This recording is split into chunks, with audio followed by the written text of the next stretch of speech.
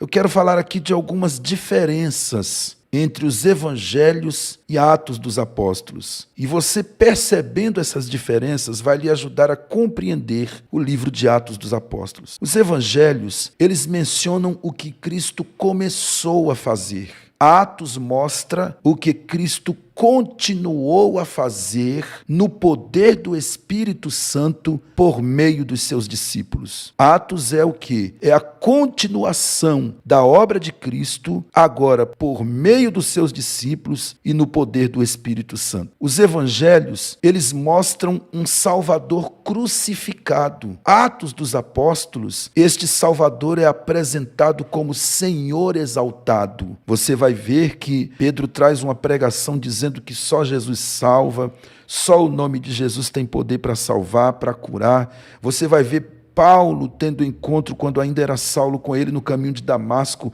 e vendo um clarão que o deixou cego. Ou seja, os evangelhos mostram um Salvador crucificado, Atos mostra um Senhor exaltado. Nos evangelhos, nós ouvimos os ensinos de Cristo. Em Atos, nós vemos o feito dos seus ensinos na vida dos apóstolos. Ou seja, nos evangelhos nós vemos Cristo ensinando e em Atos nós vemos os apóstolos colocando em prática aquilo que Cristo ensinou. Então, Atos dos Apóstolos, como nós já lemos aqui sobre a autoria, não é nada mais, nada menos que os atos do Espírito Santo por meio dos apóstolos. O nome do Espírito Santo, ele é mencionado 70 vezes no livro de Atos. Isto deixa claro que são os atos do Espírito Santo por meio dos apóstolos. Em cada capítulo deste livro, você vai encontrar uma operação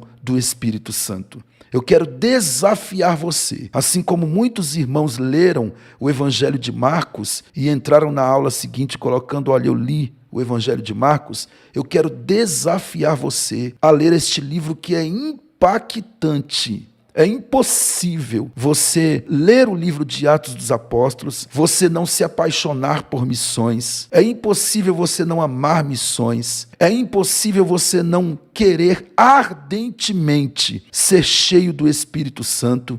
Os apóstolos, eles eram o quê? Eles eram testemunhas. Se a palavra Espírito Santo aparece 70 vezes neste livro, a palavra testemunha aparece 30 vezes neste livro. Do capítulo 1 ao 12, nós vemos Pedro testemunhando aos judeus. E a mensagem de Pedro é uma. Qual é a mensagem de Pedro?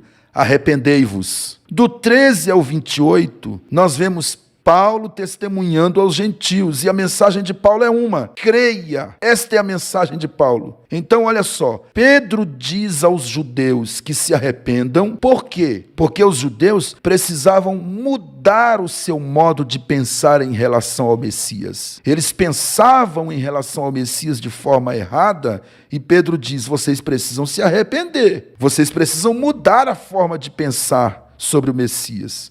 E por que Paulo não diz se arrependam? Paulo diz creiam aos gentios. Porque os gentios, eles não precisavam mudar a forma de pensar sobre o Messias. Eles nem conheciam o Messias, eles precisavam somente, ao ouvir a palavra, crer nele. Você está lembrado que Paulo chega em Atenas e tem lá um altar que está escrito ao Deus desconhecido, e os outros tinham nome de deuses, e Paulo vai naquele que está com o nome ao Deus desconhecido e diz: é esse Deus que eu estou pregando para vocês, porque vocês não conhecem ele. Então eles precisavam crer, enquanto os judeus precisavam da mensagem de se arrepender, ou seja, mudar o modo de pensar em relação ao Messias.